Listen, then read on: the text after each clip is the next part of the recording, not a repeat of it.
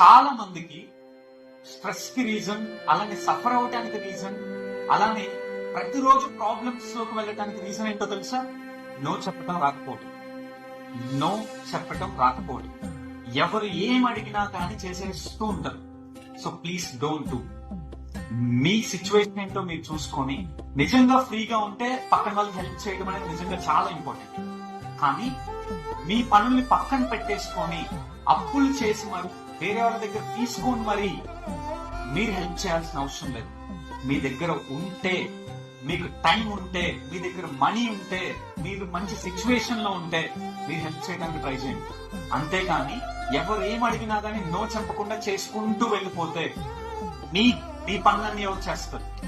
So no చెప్పడం అలవాటు చేసుకుంటే మీకు స్ట్రెస్ ఉండదు, ప్రెషర్ ఉండదు, అలానే చాలా హ్యాపీగా మీ లైఫ్ ని మీరు లీడ్ చేయగలరు.